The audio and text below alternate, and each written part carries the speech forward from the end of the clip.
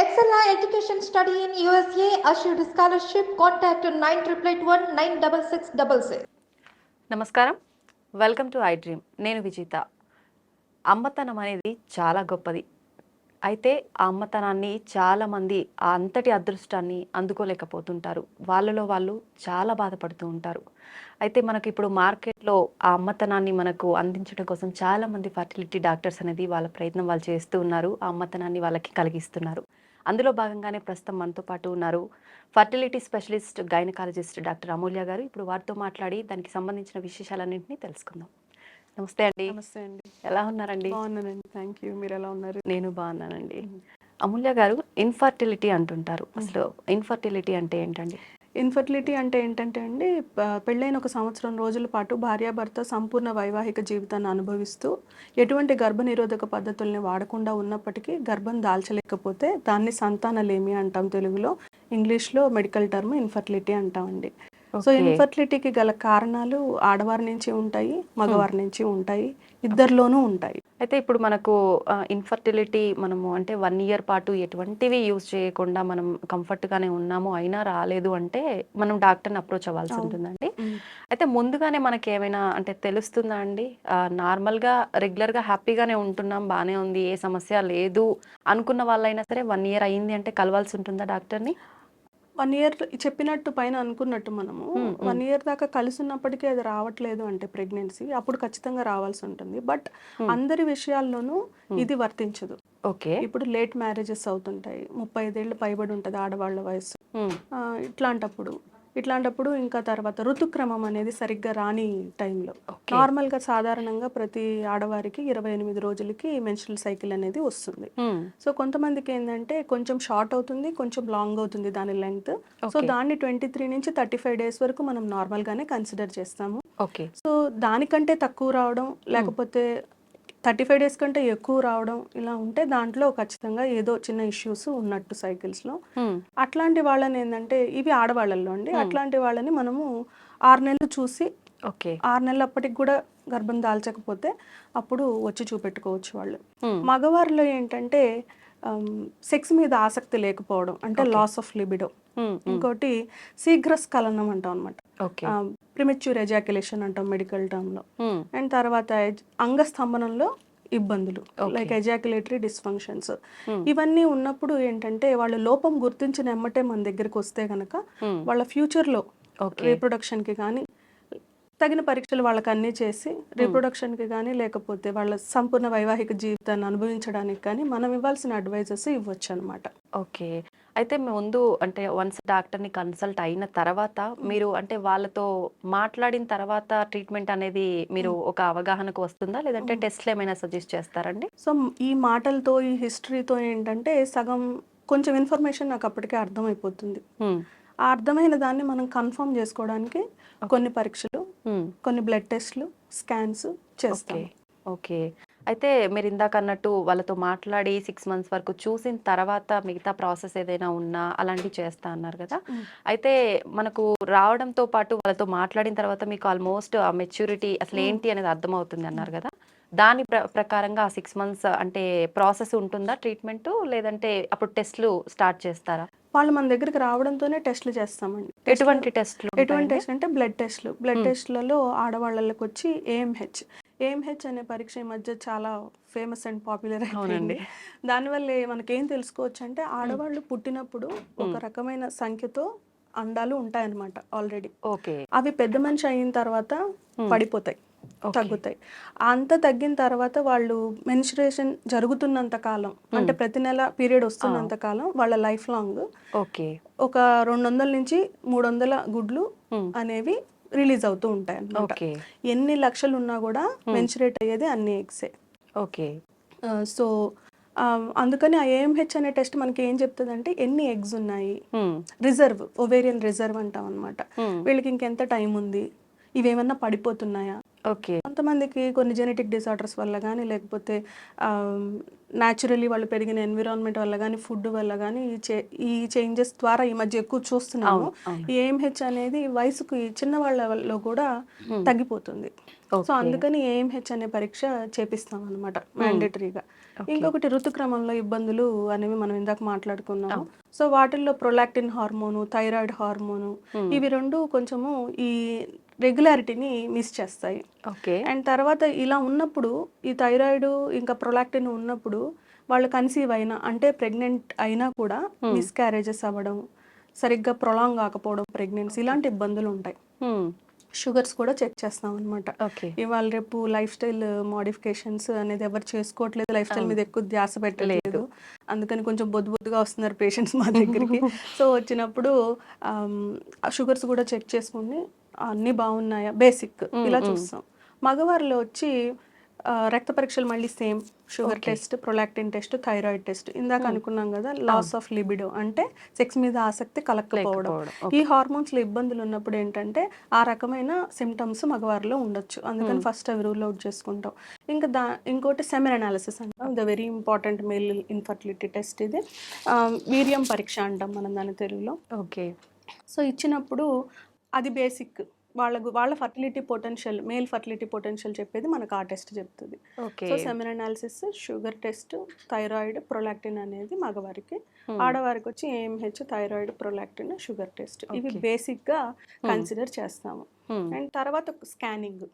Okay. Scan is also very important, చాలా ఆవశ్యకం. ఇప్పుడు మేము ఆలోచించిన దానికి, మేము హిస్టరీ తీసుకున్న దానికి కోరిలేట్ చేసుకోవడానికి స్కానింగ్ అనేది చాలా ఉపయోగపడుతుంది అనమాట, ఎస్పెషల్లీ ఇన్ఫర్టిలిటీలో.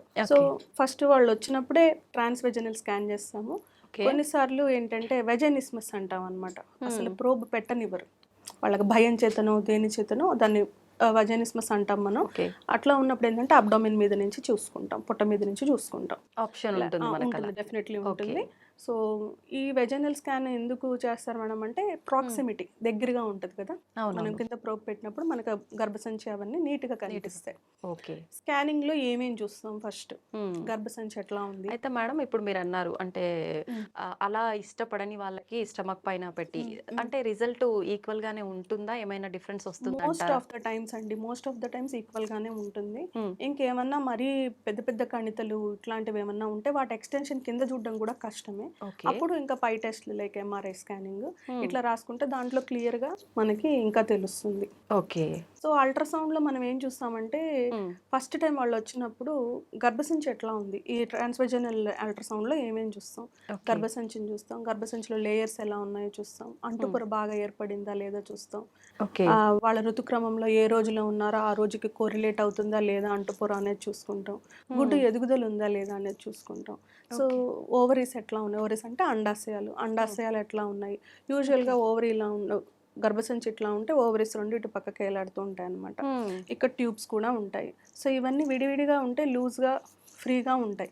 ఓకే. కొంతమందిలో ఏంటంటే అడేషన్స్ అంటే అతుకులు, కొంచెం లోపల ఇన్ఫెక్షన్ చేతనో దేని వల్లనో, మనకి టీబీ ఒక కారణమై ఉండొచ్చు, ఎండోమెట్రియోసిస్ ఒక కారణమై ఉండొచ్చు. ఇట్లాంటి డిసీజెస్ వల్ల ఏమవుతుందంటే ఇప్పుడు మనకు దెబ్బ తగిలినప్పుడు గాయం మానేది అక్కడ స్కార్ లాగా వస్తుంది కదా, అలాగే కడుపులో కూడా ఏదన్నా ఇన్ఫెక్షన్ వచ్చి క్లీన్ అయ్యేటప్పుడు ఏంటంటే అతుకులు ఏర్పడతాయి. ఈ అతుకులు ఏర్పడినప్పుడు ఏమవుతుందంటే ఈ ట్యూబ్కి ఓవరీకి ఉన్న రిలేషన్ అనేది దెబ్బతింటుంది. ఓకే. అది సో అండం విడుదల జరుగుతున్నా ట్యూబ్ అందుకోలేని స్థితిలో ఉండడం, అందువల్ల ఇన్ఫర్టిలిటీని కాజ్ చేయడం, ఇలాంటివి ఉంటాయి. అందుకని ఈ స్కాన్ లో నేను ఇవన్నీ చూసుకోవచ్చు. So that is scan is very important. Okay. అవన్నీ బేసిక్ ఎగ్జామినేషన్ అయిపోయిన తర్వాత ఇదంతా 2D స్కానింగ్ అనమాట. సో 3D స్కానింగ్ లో మనం ఏమేమి తెలుసుకోవచ్చు, పిండం ఏర్పడి అక్కడ ఇరుక్కుంటది గర్భసంచి దగ్గర, ఈ గర్భసంచి ఎట్లా ఉంది, ఆ పిండం ఏర్పడే ఏరియా ఎలా ఉంది అనేది చూడొచ్చు. ఇంకోటి స్కానింగ్ లో గర్భసంచిలో గడ్డలు, కణితలు ఇట్లాంటివి ఏమన్నా ఉన్నాయా అవి కూడా చూసుకోవచ్చు. ఈ 3D స్కానింగ్ లో ఏంటంటే ఈ గడ్డలు ఏమన్నా పిండం ఏర్పడే ఏరియాలో ఉన్నాయా, మన ట్రీట్మెంట్ వైజ్ మనకేమన్నా ఇబ్బంది కలిగించేలా ఉన్నాయా అనేది చూసుకోవచ్చు. అంటే అలా గడ్డలు ఉన్నప్పుడు ఛాన్సెస్ చాలా తక్కువగా ఉంటాయి. అదే చెప్తున్నా, ఈ గడ్డలు అనేవి ఫైబ్రాయిడ్స్ అనమాట. నేను మాట్లాడే గడ్డల గురించి, అవి ఏర్పడే చోట్ల చాలా ఉంటాయి. ఈ లోపల బిడ్డ అతుక్కునే ఏరియాలో ఉంటే మనకు వాటి వల్ల ఇబ్బంది. ఓకే. లేకపోతే కొన్ని గర్భసంచికి బయట ఉంటాయి, అంటుకొనే ఉంటాయి కానీ బయట ఉంటాయి. అవి ఎంత పెద్దగా ఉన్నా వాటి ప్రెషర్ సిమ్టమ్స్ వల్ల మనకేమన్నా ఇబ్బంది కలుగుతుంది అంతేగాని ఈ ఫర్టిలిటీ పరంగా పెద్ద ఇబ్బంది చేయవు. అందుకని గడ్డల లొకేషన్ ఇంపార్టెంట్. గడ్డ ఉందా లేదా కన్నా గడ్డ ఎక్కడ ఉంది అనేది మనకి ఇంపార్టెంట్. సో ఆ ప్లేస్మెంట్ కోసం మనం 2Dలో మ్యాప్ చూసుకోవచ్చు, ఉందని చూసుకోవచ్చు 2D స్కానింగ్లో. 3D స్కానింగ్లో ఏంటంటే ఇక్కడ ఉంది అని మ్యాపింగ్ చేసుకోవచ్చు అనమాట. అయితే ఇప్పుడు మనకు ఫైబ్రాయిడ్ గడ్డలు ఉన్నప్పుడు అట్ ది సేమ్ టైం ప్రెగ్నెన్సీగా ఉన్నప్పుడు రెండిటికి సంబంధించిన ట్రీట్మెంట్ ఉంటుందండి డెఫినెట్లీ. ఇంకా 3D స్కానింగ్ ఎందుకు చేస్తామంటే మనము గర్భసంచిలో ఉన్నప్పటి నుంచి ఆడ శిశువుకి ఈ 2 గర్భసంచులు ఉంటాయన్నమాట గర్భంలో ఉన్నప్పుడు. అవి దగ్గరకు అయ్యి బర్త్ టైంకి ఫ్యూజ్ అయిపోతాయి. సో అవి ఏర్పడమే 2గా ఉంటాయి. ఈ మధ్యలో కొంచెం ప్లేస్ ఉంటుంది. వచ్చి 8 అంటే 20 వారాలకి, అంటే 5 months అనుకోండి, 5 months అప్పటికి ఫ్యూజ్ అయిపోతుంది అనమాట. ఈ ఫ్యూజ్ అయిపోయిన టైం కొన్నిసార్లు ఏమవుతుందంటే ఈ మధ్యలో ఏదైతే ఉంటుందో అది ఫ్యూజ్ అది అట్లానే ఉండిపోతుంది. దీన్ని యూట్రైన్ అనామలీస్ అంటాం అనమాట. గర్భసంచిలో దోషాలు, తయారీ దోషాలు. సో ఈ తయారీ దోషాలు కూడా మనకి 3D స్కానింగ్ లో నీట్ గా కనిపిస్తాయి. ఒక్కొక్కళ్ళకి గర్భసంచి సైజు చిన్నగా ఉంటుంది, అండ్ తర్వాత 2 గర్భసంచులు ఉంటాయి. సో ఇట్లా పరదాలు అంటాం, ఈ సెప్టమ్ అంటాం అనమాట. ఎక్కువ పార్షియల్ సెప్టమ్, కంప్లీట్ సెప్టమ్, పూర్తిగా ఉంటుంది, పొడుగా, కొంచెం చిన్నగా ఉంటుంది. ఇదన్నీ ఎక్కడ ఉంటాయంటే పిండం అతుక్కునే ఏరియాలో ఉంటాయి కాబట్టి ఈ రక్తస్రావం అనేది సరిగ్గా జరగదు ఈ పొర వల్ల. అందుకని బిడ్డ అతకలేకపోవడం ఒకటి, ఒకవేళ అతికిన బిడ్డ మారు అబార్ట్ అవ్వడం ఒకటి. సో మిస్క్యారేజెస్ కి కూడా కారణం అవుతాయి. అందుకని మనము ఎసెన్షియల్ గా 3D స్కాన్ ఎందుకు చేస్తాము ఇన్ఫర్టైల్ పేషెంట్స్ లో అంటే ఇదొకటి. అండ్ గడ్డలు లొకేషన్ అని చెప్పాను. అంటుపొర ఉంది కదండి, అంటుపొర అనేది పెరుగుతూ ఉంటుంది కొంతమందిలో. పెరిగి ఏంటంటే పుసికండలాగా తయారవుతుంది అనమాట. దాన్ని ఇంగ్లీష్లో పాలిప్ అంటాం మనం. That is endometrial polyp. So వీటన్నిటిని ఉన్నాయా లేవా అని చెక్ చేసుకోవాలి మనం వాళ్ళు ఫస్ట్ టైం వచ్చినప్పుడు. ఎందుకంటే మనం ట్రీట్మెంట్ ఇస్తాం కదా, ఏ ట్రీట్మెంట్ ఇచ్చినా ఇప్పుడు అది సక్సెస్ అవ్వాలంటే ప్రెగ్నెన్సీ రావాల్సింది గర్భసంచిలోనే కాబట్టి గర్భసంచి ఎట్లా ఉందనేది ముందు చూసుకొని వాళ్ళకి ట్రీట్మెంట్ ఇవ్వడం అనేది ఇంపార్టెంట్. మీరు ఇందాక అడిగారు కదా బేసిక్ అని. సో బేసిక్ లో 3D is also involved and which is very ఆవశ్యకం, అంటే ఇంపార్టెంట్. అయితే మీరు టెస్ట్లు మగవాళ్ళకి ఆడవాళ్ళకి ఇద్దరికి చేయాలి, ఇద్దరికి అవసరం అన్నారు కదా. మరి స్కానింగ్ విషయానికి వస్తే మగవాళ్ళకి ఎప్పుడు అవసరం ఉంటుందండి? స్కానింగ్ విషయానికి వస్తే మగవాళ్ళకి రొటీన్గా స్కాన్ అయితే చేయమండి. కాకపోతే మనం సెమెన్ అనాలిసిస్ అనుకున్నాం కదా ఇందాక, అంటే వాళ్ళ వీర్యం పరీక్షలో వీర్య కణాలు తక్కువ ఉన్నా లేకపోతే 0 ఉన్నా మనం స్కానింగ్ అనేది అక్కడ యూజ్ అవుతుంది మనకి వాళ్ళకి. సో మామూలుగా చేతి పరీక్ష కూడా చేస్తాం. ఆ ఎగ్జామినేషన్ అయిపోయిన తర్వాత ఈ స్కానింగ్ అనేది కన్ఫర్మేషన్ కోసము, ఆ మెజర్మెంట్స్ కోసం అనేది పంపిస్తాం. ఆ స్కానింగ్ లో బీజాల సైజ్ ఎంత ఉంది, అండ్ తర్వాత బీజాల చుట్టూ కొన్నిసార్లు ఉన్న రక్తనాళాలు ఉబ్బుతాయి అన్నమాట. ఉబ్బుతాయి, వాటిని వారికోసీల్స్ అంటాం ఇంగ్లీష్ లో. సో అవి ఉన్నాయా లేవా అని చూసుకోవడానికి. అండ్ తర్వాత ఈ 0 ఉన్నప్పుడు ఏంటంటే ఇప్పుడు తల నుంచి హార్మోన్స్ రిలీజ్ అయితే బీజాల మీద పడి బీజాలలో ఉత్పత్తి జరుగుద్ది. ఉత్పత్తి అయిన దగ్గర నుంచి అవి బయటకు వచ్చేదాకా చాలా ట్రావెల్ ఉంటుంది వాటికి. ఓకే, ఈ ట్రావెల్లో బయటకు రావడానికి ఏమన్నా ఇబ్బందులు ఉన్నాయనుకోండి, అడ్డు ఏమన్నా ఉంటే తయారైంది బయటికి రాదు, ఉంటాయి లోపల కానీ బయటికి రాదు.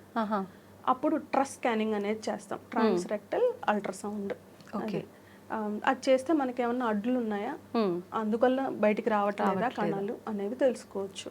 సో ఇది మనకి ఇంపార్టెంట్ అనమాట ఈ మేల్ ఇన్ఫర్టిలిటీ చూసుకునేటప్పుడు. అయితే మేడం, మనం ఇందాక మాట్లాడుకున్నాం కదా ఫైబ్రాయిడ్ గడ్డలు అని చెప్పి, ఇలా చిన్న చిన్న గడ్డలు చాలా ప్రాబ్లమ్స్ ఉంటుంటాయి అని చెప్పి. అలా ఉన్నప్పుడు ట్రీట్మెంట్ ఎలా అంటే ఏ విధంగా ఉంటుంది వాళ్ళకి? సో ఇప్పుడు ఫైబ్రాయిడ్ ఉంటే పొజిషన్ చెప్పాను కదా, ఇప్పుడు హిస్ట్రోస్కోపీ అనేది లాప్రోస్కోపీ అనేది ప్రొసీజర్, సర్జికల్ ప్రొసీజర్స్ అనమాట. హిస్ట్రోస్కోపీ అంటే గర్భసంచి లోపలికి కెమెరా పెట్టి చూస్తాం.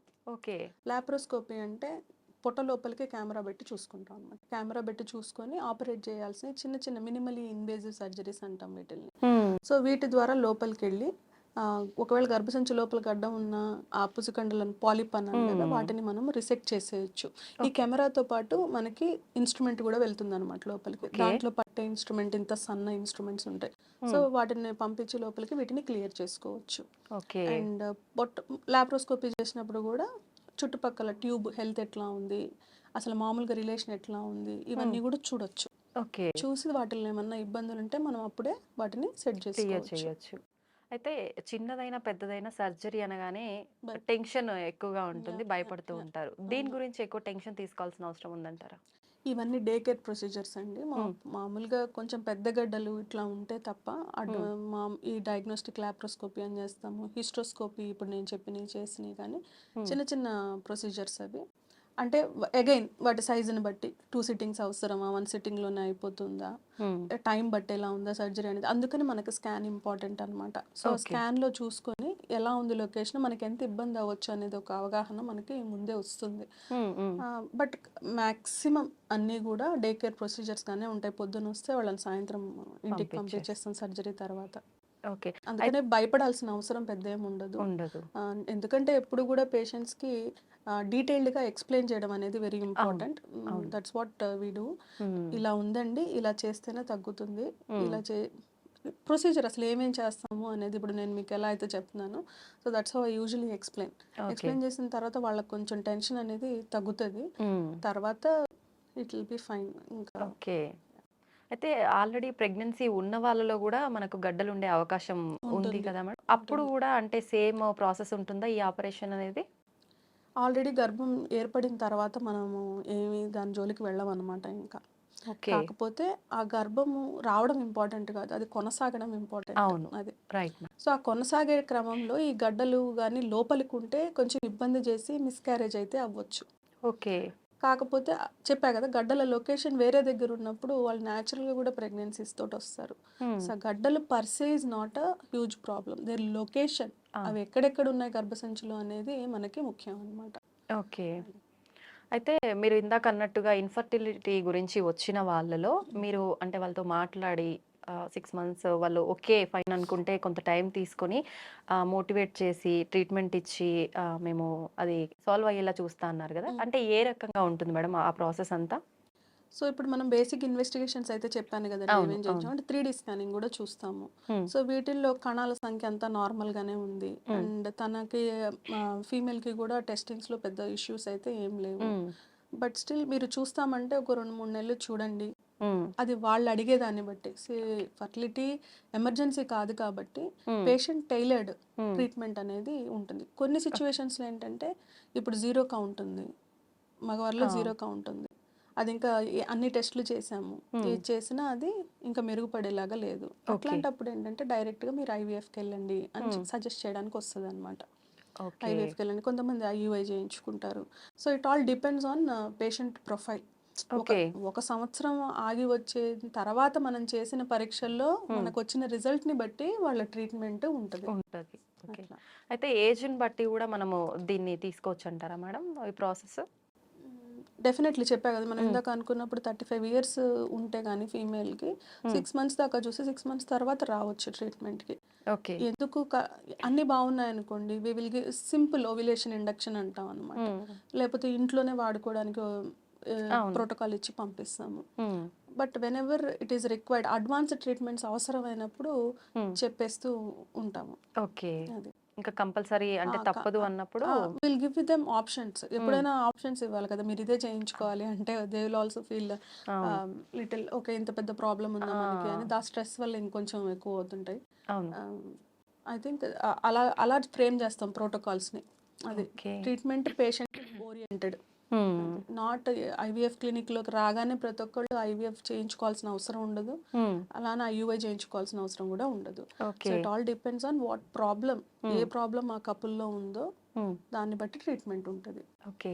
అయితే ఐవీఎఫ్, ఐయూఐ 2 మనం రెగ్యులర్‌గా వింటున్నాం గదా! డిఫరెన్స్ ఏంటి మేడం హ్మ్. రెండిటికి?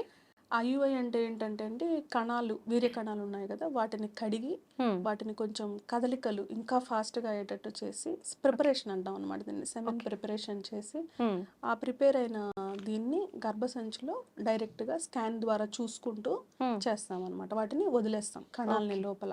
హుహుహు. అది ఐయుఐ ఇంట్రాయూట్రైన్ ఇన్సెమినేషన్ అది. హ్మ్. ఓకే. గర్భసంచి లోపల కణాలు వేయటం. ఓకే. ఐవీఎఫ్ అంటే ఏంటంటే ఇప్పుడు ఆడవారిలో గుడ్డు బయటకి రాదు. హ్మ్. మగవాళ్ళలో కణాలు బయటకొస్తాయి. అవును.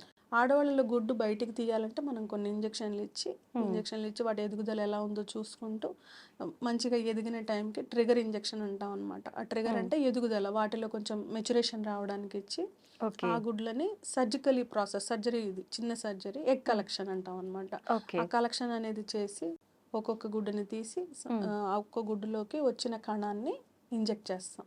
ఓకే. ఐవీఎఫ్ అంటే ఇది కృత్రిమం, అంటే మనకి ల్యాబ్లో జరిగేది ఇది. ఓకే. ఐయుఐ అంటే మనం ప్రిపేర్ చేసిన దాన్ని, అది వచ్చే ప్రెగ్నెన్సీ న్యాచురల్ ప్రెగ్నెన్సీని ఐయుఐ తోటి వచ్చేది. ఓకే. దీంట్లో ఏంటంటే మనం తయారు చేసిన పిండాన్ని లోపల పెడతాం.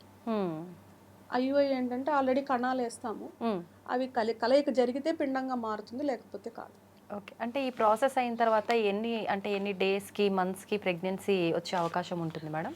సో ఐయుఐ అయిన తర్వాత యూజువల్గా మేమైతే 3 వారాలు వెయిట్ చేస్తామన్నమాట. ఓకే. ఐవీఎఫ్ అంటే ట్రాన్స్ఫర్ అయిన 2 వారాలకి చూసుకుంటాము. అయితే మీరు ఇప్పుడు టైం చెప్పారు కదా 3 వీక్స్ అని చెప్పి, అంటే కంపల్సరీ ప్రెగ్నెన్సీ వచ్చే ఛాన్స్ ఉంటుందా, లేదంటే అటు ఇటు అయ్యే ఛాన్స్ ఏమైనా ఉంటుందా? ఈ సక్సెస్ రేట్స్ అన్ని డిఫరెంట్ ఉంటాయండి. Again patient profile is very important. ఇప్పుడు యంగ్ కపుల్ ఏవో చిన్న చిన్న ఇబ్బందులు ఉన్నాయి, వాళ్ళకి సక్సెస్ రేట్ కొంచెం ఎక్కువగా ఉంటుంది. ఓకే. ఏజ్ ఎక్కువ ఉండి పెళ్ళై చాలా సంవత్సరాలు అయ్యి లోపల ఏమన్నా చిన్న చిన్న ఎండోమెట్రియోసిస్ ఇట్లాంటి ప్రాబ్లమ్స్ ఉన్నప్పుడు ఏంటంటే వాళ్ళకి సక్సెస్ రేట్ కొంచెం తక్కువగా ఉంటుంది. Okay. So it all depends on patient profile. Again success rate మామూలుగా అన్ని బాగుంటే గనక ఐయుఐలో మనకి ఏవేమైతే మనం చూసుకుంటామో ఆ అన్ని పారామీటర్స్ మనకి మీట్ అయితే గనక 10 to 15% ఉంటుంది సక్సెస్ రేట్ ఐవీఎఫ్ది, ఒక కపుల్కి ఒక సైకిల్కి. ఓకే. ఐవీఎఫ్ అయితే ఒక సైకిల్కి 40 to 45% ఉంటుంది అనమాట సక్సెస్ రేట్. ఎందుకు అంత సక్సెస్ రేట్ వేరియేషన్ అంటే, లైక్ వి ఆల్రెడీ డిస్కస్డ్, ఐయుఐలో మనం కొత్తగా ఏమి చేయాలి, యోని దగ్గర పడే శాంపుల్ని ఇంకొంచెం క్లీన్ చేసి లోపలికి వేస్తాం, దగ్గర చేస్తాం 2 గ్యామెట్స్ని. గుడ్డు ఇక్కడ రిలీజ్ అవుతుంది, ఇంకా దగ్గర చేస్తే తొందరగా వెళ్ళి కలుస్తుందేమో అనే దీంతో ఐయుఐ. ఈ లోకల్గా గడ్డలు, ఇన్ఫెక్షన్స్, వీటి వల్ల కణాలు కొన్నిసార్లు పైకి వెళ్ళలేకపోయినా ఈ ఇబ్బంది ఉందేమో అనుకొని ఐయుఐ చేస్తాం అన్నమాట. అట్లాంటి కండిషన్స్లో ఐయుఐ అనేది చేయడం జరుగుతుంది. బట్ దాని సక్సెస్ ఇంతే ఉంటుంది, ఎప్పుడైనా 10 to 15% ఉంటుంది, మ్యాక్సిమం 15 to 20. ఓకే, చాలా తక్కువగా. It's still a viable option, but depends. డైరెక్ట్గా ఐవీఎఫ్ చేయాల్సిన అవసరం రాదు దీంట్లో. కన్సీవ్ అయిపోతే ఇంక మనం ఐవీఎఫ్కి వెళ్ళాల్సిన అవసరం లేదు కదా. సో ఐవీఎఫ్ అనేది ఏంటంటే మనం అన్నీ చేసి తయారైన పిండాన్ని లోపల పెడతాం కాబట్టి అప్పుడు 40 to 45%. ఇంకా 50% ఏంటి మేడం అంటే that is still black box అనమాట, మనకు తెలియదు. పిండము గర్భసంచి రెండింటిని మనం ప్రిపేర్ చేసి ఒక దగ్గర పెట్టాం, మొత్తం ఆర్టిఫిషియల్. గర్భసంచి మామూలుగా ఉంటుంది కదా, తయారు చేసిన పిండాన్ని లోపల పెట్టాం. లోపల పెట్టిన తర్వాత అది అతక్కపోవడం, లేకపోతే ఎంబ్రియో బాగుందా లేదా చూసుకోవడం, ఇంకా ఆ రెండింటి మధ్య ఉంటుంది అనమాట సక్సెస్ రేట్. ఓకే. 2 బాగుంటే మంచి సక్సెస్ వస్తుంది, వాటిలో ఏదో ఒకటి రాకపోతే ప్రెగ్నెన్సీ నెగిటివ్ రావచ్చు ఐవీఎఫ్ చేసినా కూడా. అందుకని వరల్డ్ వైడ్ సక్సెస్ రేట్ కూడా 50% ఉంటుంది, 50 to 60 మ్యాక్సిమమ్. ఓకే. అయితే వచ్చిన ప్రతి పేషెంట్కి ఫస్ట్ ఐయుఐ చేసిన తర్వాతే ఐవీఎఫ్ సజెస్ట్ చేస్తారా, ఏ రకంగా ఉంటుంది మేడం? అగైన్ ఇప్పుడు కౌంట్ లేదు, కౌంట్ 0 కౌంట్ ఉంది, లేకపోతే కణాలు చాలా తక్కువ ఉన్నాయి, సో 15 మిలియన్ కన్నా తక్కువ ఉన్నాయి, ఎన్నిసార్లు చేసినా రావట్లేదు, 8 మిలియన్ 6 మిలియన్లు ఇట్లా ఉన్నాయి. ఇట్లాంటప్పుడు ఏం చేస్తామంటే ఐవీఎఫ్ఏ చెప్తాము డైరెక్ట్గా. ఓకే. అండ్ తర్వాత ఏఎంహెచ్ అని మాట్లాడుకుందాం మనం. ఈ ఏఎంహెచ్ అనేది ఏంటి, గుడ్లు ఎన్ని ఉన్నాయి అని చూసుకునేది. ఓకే. దాంట్లో కూడా బాగా తక్కువ ఉన్నప్పుడు ఏంటంటే ఎక్కువ నెలలు వేస్ట్ చేస్తూ ఉంటే మనకి ఇంకా ఏఎంహెచ్ అనేది పడిపోతుంటుంది, అంటే గుడ్ల సంఖ్య ఇంకా పడిపోతూ ఉంటుంది. సో అందుకని త్వరగా ట్రీట్మెంట్, కన్సీవ్ అయ్యే సక్సెస్ రేట్ ఎక్కువ ఐవీఎఫ్కి ఉంటుంది కాబట్టి ఆ ట్రీట్మెంట్ సజెషన్ చేయడం అనేది జరుగుతుంది. ఓకే. అయితే మనకు మ్యారేజ్ తర్వాత ఇదంతా ప్రాసెస్, కానీ ముందుగానే మన మ్యారేజ్కి బిఫోరే చిన్నపిల్లలు అప్పటి నుంచే లేడీస్ కానీ అంటే జెంట్స్ కానీ దీనికి ఇన్ఫర్టిలిటీ రాకుండా కేర్ తీసుకునే ఛాన్సెస్ ఏమైనా ఉంటుందా మేడం? ఇంకా పూర్తి స్టడీస్ అయితే జరుగుతూ ఉన్నాయి. ఎండోక్రైన్ డిస్రప్టింగ్ కెమికల్స్ అని ఉంటాయండి. ఓకే. సో వాటి ఎలా ఎఫెక్ట్ చేస్తాయంటే వాటిని ఉబకాయం అంటే ఒబెసిటీ, అండ్ తర్వాత రీప్రొడక్టివ్ సిస్టమ్ని అంటే పునరుత్పత్తి వ్యవస్థ, అండ్ తర్వాత కొన్ని క్యాన్సర్స్, వీటన్నిటికీ కారణమవుతున్నాయి ఇవి. సో అందుకని మనం ఏం చేస్తే వీటన్నిటికీ దూరంగా ఉండొచ్చు. దీని ఎఫెక్ట్ ఎలా ఉంటుందంటే కడుపులో బిడ్డ నుంచి ఇంకా అది లైఫ్ లాంగ్ ఉంటుంది అనమాట. ఇప్పుడు మదర్ తిన్నారనుకో వాటిని, లేకపోతే మదర్ వాటిని ఎక్స్పోజ్ అయ్యారనుకోండి, ఆ చేంజెస్ బేబీలో కూడా వస్తాయి అవి. ఓకే. సో ఈ కెమికల్స్ని ఎలా అవాయిడ్ చేయొచ్చు అంటే నాన్ స్టిక్ ప్యాన్స్ యూజ్ చేయకుండా ఉండటం, తర్వాత plastic, majorly plastic consumption usage బాగా తగ్గించడం, packaged foods and canned foods, highly processed foods అంటే like sugar, highly processed sugar కానీ, పాలకు సంబంధించిన వస్తువులు కానీ లైక్ మిల్క్ అండ్ చీజ్, ఇవన్నీ మ్యాక్సిమం అవాయిడ్ చేస్తే చాలా మంచిది. వీటన్నిటిలో ఇట్లాంటి సబ్స్టెన్స్ ఉంటాయని చెప్పి స్టడీస్ ఇప్పుడు మనకి. ఈ సబ్స్టెన్స్ మనం తింటూ ఉండడం తప్ప తింటూ ఉంటాం కదా, మన ఒంట్లో పేరుకుపోతాయి. ఆ పేరుకుపోయి మనకి ఇట్లాంటి ఎఫెక్ట్స్ అనేవి ఇస్తుంటాయి అనమాట. So that could be one of the reason why infertility అనేది ఇంత వైడ్ రేంజ్లో ఇప్పుడు ఎందుకు ఉంది అంటే మన ఫుడ్ హ్యాబిట్స్ కానీ మన లైఫ్ స్టైల్ కానీ చాలా మారిపోయింది. చాలా ఎక్కువగా చూస్తున్నాం కూడా ఇన్ఫర్టిలిటీ సమస్యని. వీటన్నిటిని అవాయిడ్ చేయాలి కొంచెం. అవాయిడ్ చేసి ఏమేం చేయొచ్చు, రీసైకిల్ చేసుకునేవి అంటే గాజు కంటైనర్స్లో మన ఫుడ్ పెట్టుకోవడం కానీ, మైక్రోవేవ్ హీట్ చేసుకునేటప్పుడు కూడా ఫుడ్ పెట్టేది పోర్సిలిన్ కానీ గాజుతో కానీ చేసుకోవడం, రీయూజబుల్ గ్లాస్ బాటిల్స్ లేకపోతే కాపర్ బాటిల్స్, ఏదో ఒక మెటల్ బాటిల్స్, వాటర్ తాగుతాం కదా రోజు ఇంట్లో. సో మ్యాక్సిమం ప్లాస్టిక్ ఎక్కడెక్కడైతే మనం యూజ్ చేస్తామో అక్కడ మనం ఒక ఆల్టర్నేటివ్ పెట్టుకోవడం ద్వారా చిన్న పిల్లలకి వాళ్ళకి ఫ్యూచర్లో ఎట్లాంటి రీప్రొడక్టివ్ ఇష్యూస్ రాకుండా, ఒబెసిటీ ఇష్యూస్ రాకుండా కాపాడుకోవడానికి అంటే వాళ్ళ మదర్ శ్రద్ధ తీసుకోవాలి.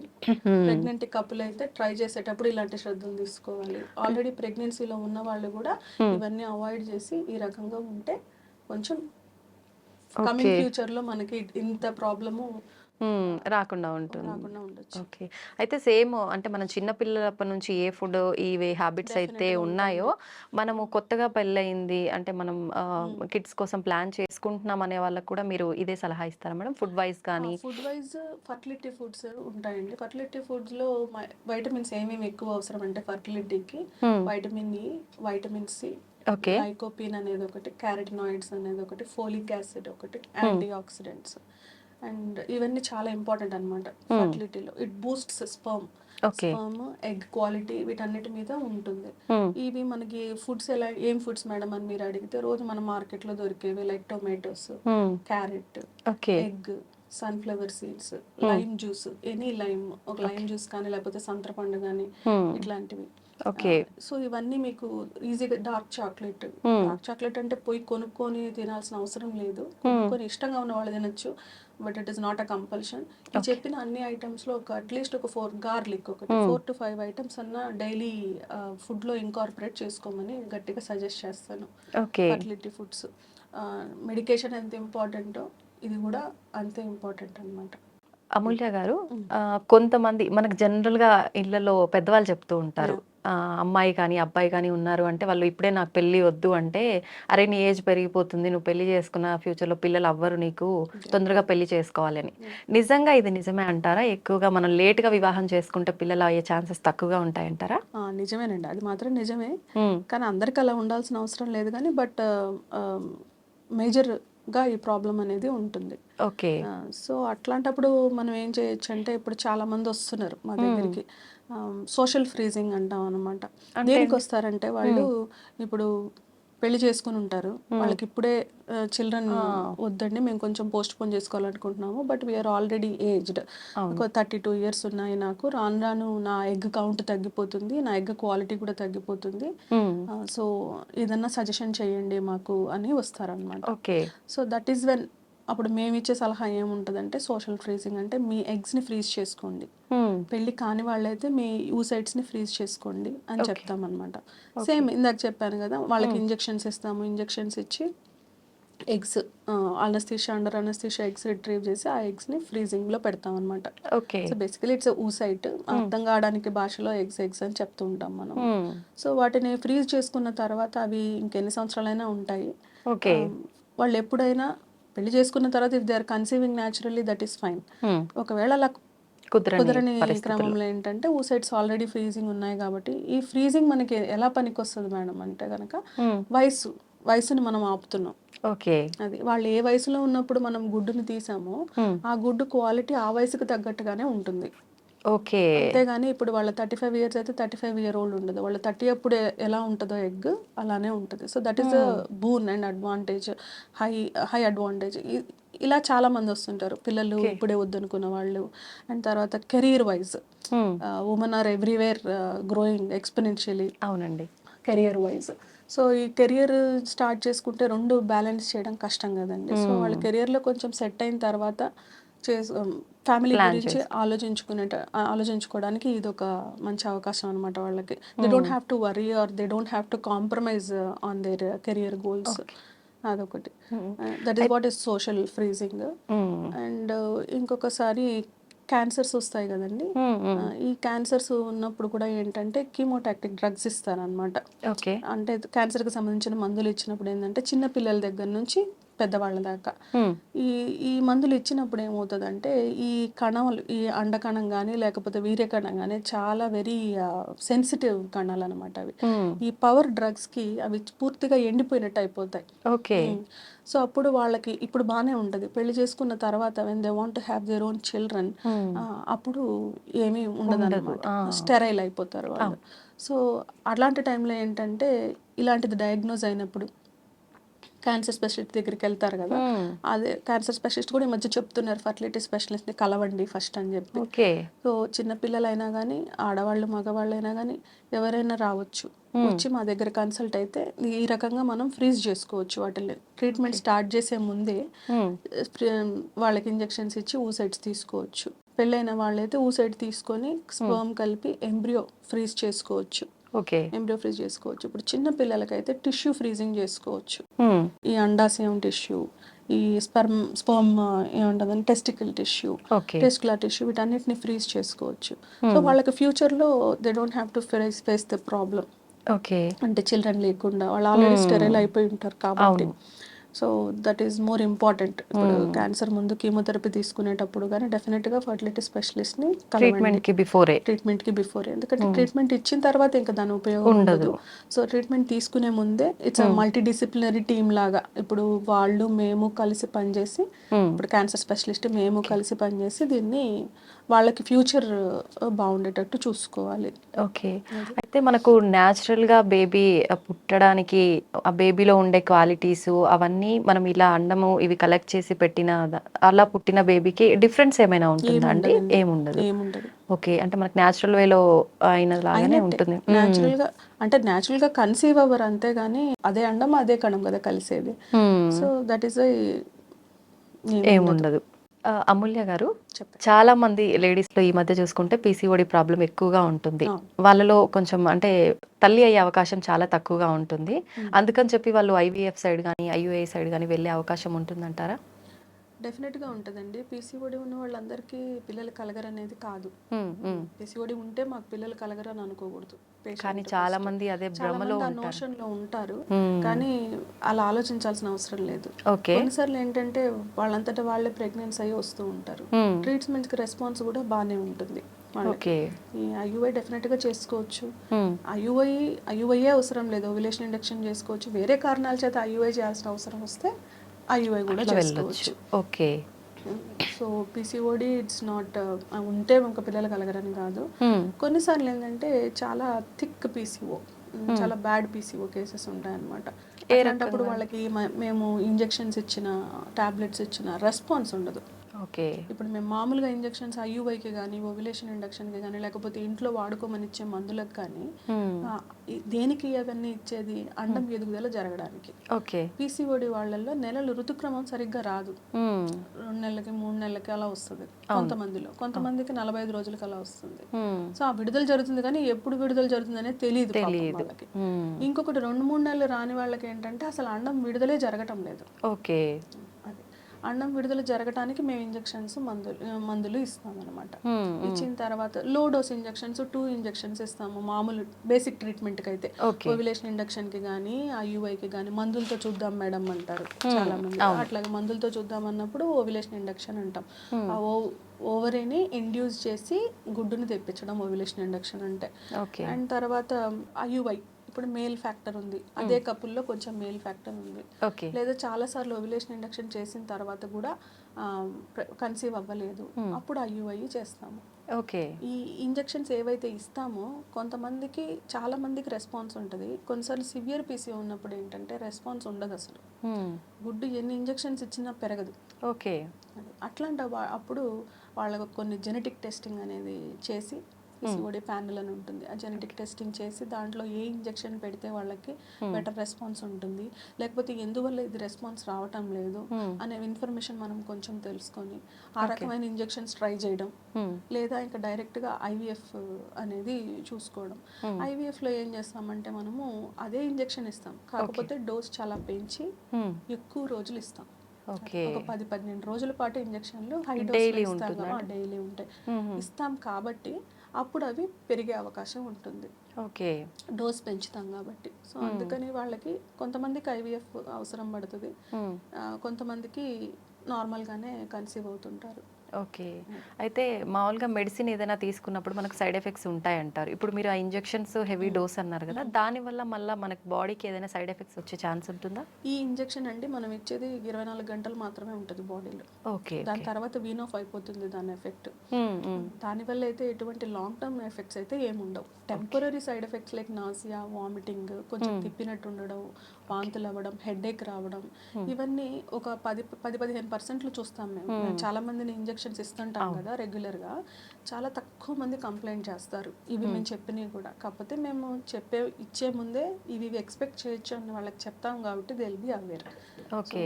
పెద్ద సైడ్ ఎఫెక్ట్స్ అయితే ఇంజెక్షన్ మూలాన సైడ్ ఎఫెక్ట్ అయితే ఏముండదు. ఓకే. అయితే మనం ఐవీఎఫ్ అయిన తర్వాత ఏమైనా కేర్ తీసుకోవాల్సి ఉంటుందండి ప్రత్యేకించి? ఐవీఎఫ్ అయిన తర్వాత అంటే ఇప్పుడు సేమ్ మంత్ ట్రాన్స్ఫర్ చేస్తాం అనమాట. కొన్నిసార్లు ఏంటంటే ఈపీసీఓడి ఉన్న వాళ్ళలో ఏంటంటే అదే నెల పిండాన్ని లోపల పెట్టాం. ఓకే. ఇప్పుడు గుడ్డుని తీసిన తర్వాత ఒక 5 రోజుల కంటే అది బయట ఉండదు. పిండం ఫామ్ చేసిన తర్వాత 5 రోజుల కంటే బయట ఉండదు. దాన్ని ఫ్రీజ్ అన్నా చేయాలి, లేకపోతే గర్భసంచిలో అన్నా పెట్టాలి. ఓకే. ఈ పీసీఓడి ఉన్న వాళ్ళలో ఏంటంటే ఎక్కువ అండాలు తయారీ జరుగుతాయి, మామూలు కన్నా ఎక్కువ, ఒక 20-23 ఇంకా ఎక్కువ వాళ్ళ రిజర్వ్ని బట్టి తయారవుతాయి. కానీ క్వాలిటీ అంత బాగుండదు. ఓకే. కొన్ని బాగుంటాయి, కొన్ని బాగుండవు. సో పీసీఓడిలో egg quality is also an important issue. అంటే అది మనం ముందే తెలిసిపోతుందా అండి? క్వాలిటీ మనకు ముందు తెలియదు. స్పర్మ్ క్వాలిటీ మనం ముందు తెలుసుకోవచ్చు, కానీ ఎగ్ క్వాలిటీ మనకు ముందు తెలియదు. మరి మనం తీసుకునేటప్పుడు ఎట్లా అది తీసిన తర్వాత స్కోప్ లో చూస్తారు, ఎంబ్రియాలజిస్ట్ చూసి దాంట్లో అంటే గుడ్ ఎగ్ కి బ్యాడ్ ఎగ్ కి కొన్ని క్రైటీరియా ఉంటుంది కదా, అది మీట్ అయిందా లేదా అనేది చూసుకుంటాం అనమాట. ఓకే. సో అలా వచ్చిన తర్వాత ఎక్కువ ఎగ్స్ వస్తాయి కాబట్టి హార్మోనల్ ఇంబ్యాలెన్స్ ఎక్కువ ఉంటుంది అనమాట. గర్భసంచి గర్భానికి రెడీగా ఉండాల్సిన హార్మోన్స్ ఉండవు అప్పుడు, చాలా సూప్రా ఫిజియోలాజికల్ లెవెల్స్ అంటాం. సో ఉండాల్సిన దానికన్నా చాలా ఎక్కువ హార్మోన్స్ రిలీజ్ అవుతాయి, ఎందుకంటే ఎక్కువ ఎగ్స్ వస్తాయి కాబట్టి. సో ఆ ఎన్విరాన్మెంట్ బేబీ పెరగడానికి మంచిది కాదు, అందుకని ఆ మంత్ ట్రాన్స్ఫర్ వాళ్ళల్లో చెయ్యం. కొన్నిసార్లు గుడ్లు తక్కువ ఉంటాయి, ఒక 6 వస్తాయి, 7 వస్తాయి. 7 వచ్చినప్పుడు ఒక 2 ఎంబ్రియోస్ అట్లా ఫామ్ అయినా వాటిని ఏంటంటే అట్లాంటి వాళ్ళల్లో హార్మోన్స్ నార్మల్గా ఉంటే ఆ మంత్ ట్రాన్స్ఫర్ చేసుకుంటాం అనమాట. ఓకే. సో ఐవీఎఫ్లో ఇలా ఉంటుంది ట్రీట్మెంట్. అదన్నీ మేము ముందే వాళ్ళకి పేషెంట్కి ముందే కౌన్సిల్, ఈ మంత్ అవ్వదండి ట్రాన్స్ఫర్, ఇవన్నీ బాగుంటేనే చేస్తాము. సో బికాస్ సక్సెస్ ఇంపార్టెంట్ కదా. అవును, అవును. ట్రీట్మెంట్తో పాటు ఖచ్చితంగా మోటివేషన్ క్లాసెస్ వాళ్ళకి అవసరం. కౌన్సిలర్ కూడా ఉంటారండి మనకి ఐవీఎఫ్ క్లినిక్స్ ప్రతి ఒక్క దగ్గర కౌన్సిలర్ ఉంటారు. Counselling is must for them, must కాబట్టి వాళ్ళు కౌన్సిలింగ్ సెషన్స్ కూడా అటెండ్ అవుతుంటారు. Whatever treatment they are going on, counselling కూడా ఉంటుంది. అండ్ మేము కూడా పదే చెప్పడం కూడా జరుగుతుంది. చాలా మంది డిస్హార్టన్ అవుతారు మధ్యలో, ఒకసారి ట్రాన్స్ఫర్ అయితే నెగిటివ్ వచ్చిన వాళ్ళు కూడా చాలా బాధ ఉంటుంది కదా వాళ్ళకి. Stress, infertility is not their problem, it's social problem.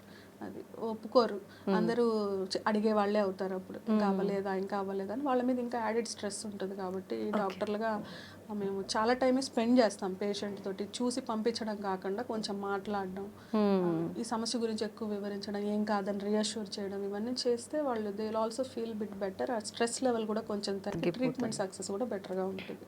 Okay.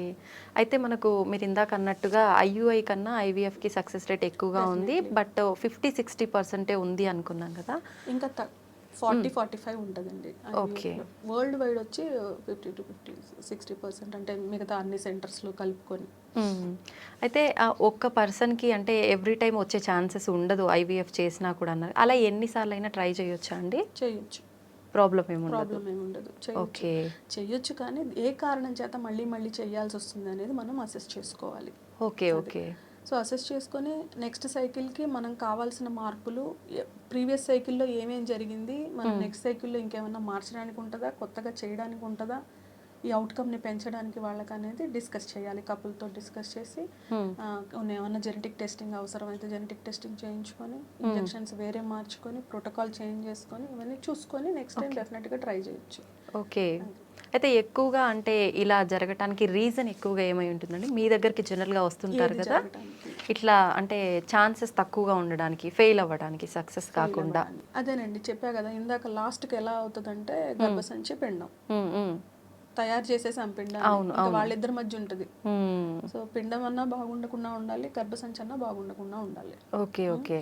పిండం కోసం మనం తెలుసుకునే దానికి ఏంటంటే పిండం జెనెటిక్ టెస్టింగ్ ఉంటుంది, పీజీటీఏ అని ఉంటుంది, అండ్ తర్వాత NICS non invasive chromosomal screening.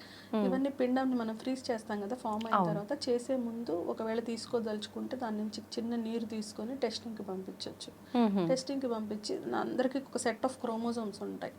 ఆ సెట్ ఆఫ్ క్రోమోజోమ్స్, ఆ నెంబర్ అవన్నీ కరెక్ట్గా ఉన్నాయా లేదా అన్న రిపోర్ట్ ఇస్తారు మనకి. రిపోర్ట్ బాగుంది అనుకుంటే అది ట్రాన్స్ఫర్ చేసుకోవచ్చు. ఓకే. కాకపోతే అందరికీ అడ్వైస్ చేయము ఈ టెస్ట్. ఫెయిల్డ్ సైకిల్స్కి, ఎస్పెషల్లీ ఫెయిల్డ్ సైకిల్స్కి, if you want to know the reasons more, అప్పుడు ఇది చేసుకొని వెళ్తే ఇంకొంచెం సక్సెస్ అట్లీస్ట్ సక్సెస్ ఎలా పెరుగుతుందంటే అండి, బాగలేని దాన్ని మనం పెట్టుకోం కాబట్టి సక్సెస్ పెరుగుతుంది అలా అనుకోవాలి. Okay. So that is how ఇలా ఉంటుంది. ఓకే. అయితే కొంతమందిలో ఏంటంటే పెళ్ళై చాలా ఇయర్స్ అవుతుంది, పెళ్ళైన వెంటనే అంటే ప్రెగ్నెన్సీ వస్తుంది, మిస్క్యారీ అయిపోతుంది, అలా చాలా ఇయర్స్ కంటిన్యూ అవుతానే ఉంది అని అంటే వాళ్ళకి నార్మల్గా న్యాచురల్ వేలో ప్రెగ్నెన్సీ అవ్వటానికి మీరు అంటే ట్రీట్మెంట్ కానీ ఫుడ్ అలా అడ్వైస్ చేస్తారా, లేదంటే ఐవీఎఫ్కి వెళ్ళమంటారా అండి? డెఫినెట్గా కన్సల్టేషన్ అయిన తర్వాత హిస్టరీ మొత్తం తీసుకున్నాక ఇట్లా ప్రెగ్నెన్సీ లాసెస్ రికరెంట్గా ఉంటున్నాయి అంటే, మనం చెప్పే ఫర్టిలిటీ ఫుడ్స్ ఎట్లయినా అందరికీ చెప్తాం కపుల్కి. సో ఎందుకు ఇలా అవుతుంది అనేది తెలుసుకోవాలి మనం. ఓకే. దానికి కొన్ని పరీక్షలు చేస్తాం. భార్యలో భర్తలో వాళ్ళిద్దరు జన్యు కలిసినప్పుడు ఎదుగుదల పిండం సరిగ్గా అవ్వట్లేదా అనే టెస్టింగ్ ఒకటి. మిస్క్యారేజ్ అయినప్పుడు ఆ మిస్క్యారేజ్ ప్రోడక్ట్స్ ఉంటాయి కదా, ఆ ప్రోడక్ట్స్ని టెస్టింగ్కి పంపించడం, ఏ లోపం చేత అయ్యింది, కారణం ఏంది అనేది తెలుసుకోవడానికి ప్రయత్నం చేస్తాము అన్నమాట. హార్మోన్ టెస్ట్లు అంటే జెనెటిక్ టెస్ట్లు, ఈ స్పర్మ్లో DFI అని సెమెన్ అనాలిసిస్లో అడ్వాన్స్డ్ టెస్ట్ అనమాట. అది DFI అంటే దాంట్లో ఏమన్నా ఎక్కువ DNA డ్యామేజ్ ఉందా స్పర్మ్లో, ఆ DNA డ్యామేజ్ ఎక్కువ ఉన్నప్పుడు కూడా ఏంటంటే ఇట్లా రిపీటెడ్ మిస్క్యారేజెస్ అనేవి జరుగుతూ ఉంటాయి. సో థ్రాంబోఫిలియా అంటే బ్లడ్ సప్లై సరిగ్గా ఉందా లేదా గర్భసంచికి. ఓకే.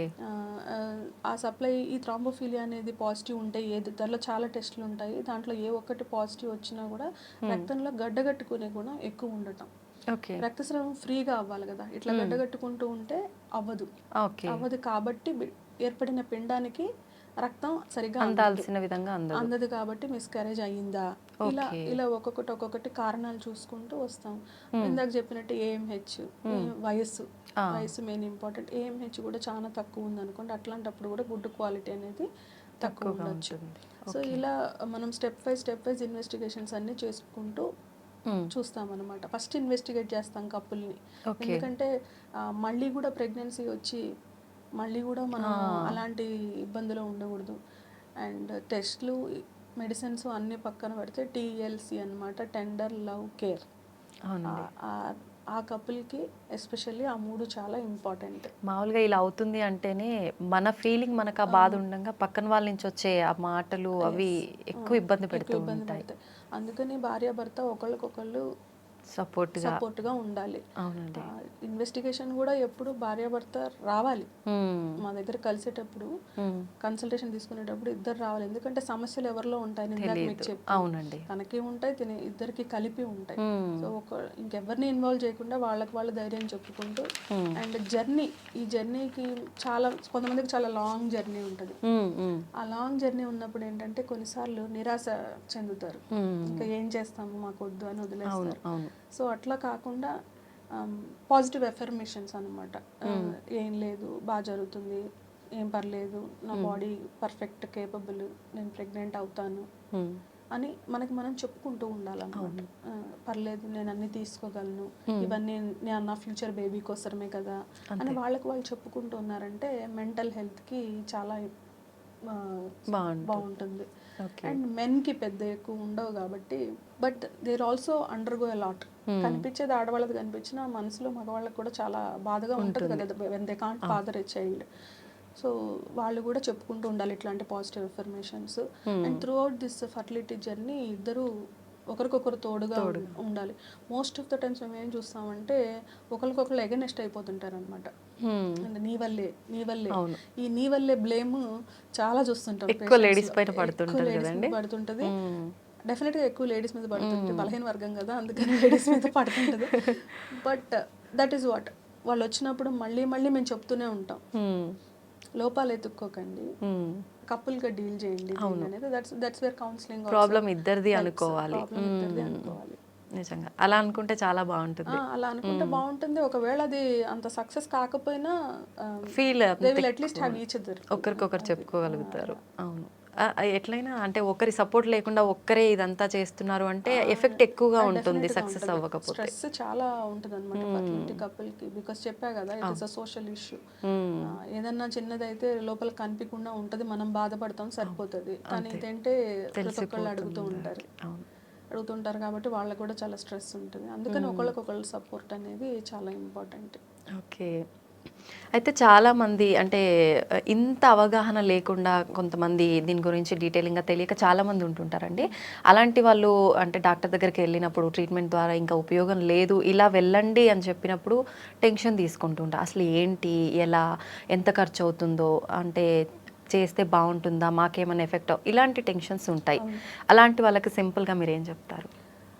ఏదన్నా ఇప్పుడు మనకి ఏదైనా సమస్య ఉన్నప్పుడు సమస్య సమస్య సమస్య అనుకుంటుంటే అది సమస్యలానే మిగిలిపోతుంది. దాని వైపు మనం నడవడం మొదలు పెడితే కొంచెం టెన్షన్ తగ్గుతుంది. ఇది పరీక్ష చేయించుకోమన్నారు, ఇలా చేయమన్నారు, చేసేద్దాము, చేసి చూద్దాము, ఇలా ఉండాలి వాళ్ళ థింకింగ్. ఇంకా భయపడుతూ ఉంటే ఇంకా భయం ఎప్పటికీ అలానే ఉంటుంది, దాంతో పాటు టైం గడుస్తూ ఉంటుంది. ఇంకా అప్పుడు మనం ఏమి చేయలేని స్థితిలో కూడా వెళ్ళిపోతాం. అవును. సో అందుకని ఏదన్నా ఉన్నప్పుడు వెంబటే రావడం, చూపెట్టుకోవడం, చెప్పింది చేయించుకోవడం చేస్తే వాళ్ళకు కూడా దాని వైపు వెళ్తున్నారు కాబట్టి, ఏదో ఒక యాక్షన్ చేస్తున్నారు కాబట్టి, ఇది చేసాం కదా అవుతుంది, ఇది చేసాం కదా అవుతుందిలే చూద్దాము అనే ఇది వస్తుంది అనమాట. వాళ్ళకి వాళ్ళు చెప్పుకోవాలి. మేము డెఫినెట్గా చెప్తాము, మా దగ్గరకు వచ్చినప్పుడు డెఫినెట్గా ఎవ్రీ కన్సల్టేషన్ లో వాళ్ళకి చెప్పడమే జరుగుతుంది. బట్ వాళ్ళు కూడా అట్లా అనుకుంటే ఆ భయాలు కొంచెం తగ్గుతాయి. ఓకే, అంటే ఖర్చు విషయానికి వస్తే సామాన్యులు కూడా అంటే ఎఫర్ట్ చేసే ప్రైసే ఉంటుందా, లేదంటే ఎలా ఉంటుందండి? ఈ ఇంజెక్షన్స్ అంటే కొంచెం కాస్ట్ ఉంటాయి కదండి, బట్ చాలా మంది వచ్చి చేయించుకుంటుంటారు. They are not very costly కూడా ఏం కాదు. అంటే ట్రీట్మెంట్ కావాలనుకున్నప్పుడు కొన్ని వాళ్ళకి తగ్గట్టు చూసుకొని మేము చేస్తుంటాము కొన్ని. సో కాస్ట్ అయితే ఉంటుంది, ట్రీట్మెంట్ అందరికీ అందుబాటులో ఉండే విధంగానే ఉంటుంది, పర్వాలేదు. అందరికీ అందుబాటులో ఉండకపోయినా but most of the people will have ఇది. నిజంగా అంటే చాలా మంది నిజం చెప్పాలంటే ఇన్ఫర్టిలిటీ ఎక్కువైపోయిందండి ఈ మధ్యకాలంలో. మ్యారేజ్ అయింది అంటే ఇంట్లోంచి కొంతమంది ఏంటంటే మెచ్యూరిటీగా ఉన్న వాళ్ళు మమ్మీ సైడ్ కానీ, అంటే అమ్మాయి సైడ్ కానీ అబ్బాయి సైడ్ కానీ పర్లేదు వాళ్ళకంటే ఇంకా ముందు ప్లాన్ చేసుకుంటారు, వాళ్ళ లైఫ్ సెట్ అవ్వాలి అని ఆలోచించే వాళ్ళు ఉంటారు. కొంతమంది పెళ్ళయింది ఒక 1 year అయిందంటే స్టార్ట్ చేసేస్తారు. వీళ్ళకి అవ్వలేదన్న బాధ పక్కన పెడితే వాళ్ళు అంటున్నారన్న బాధ ఎక్కువగా ఉంటుంది. అసలు ఆ ప్రెషర్ మామూలుగా ఉండదు. నిజంగా ఇలాంటివన్నీ వాళ్ళలో ఉన్న సమస్యలు, వాటికి పరిష్కారాలు చాలా చక్కగా ఎక్స్ప్లెయిన్ చేశారండి, చాలా క్లియర్ చేశారు కూడా. థ్యాంక్ యూ అండి, థ్యాంక్ యూ వెరీ మచ్.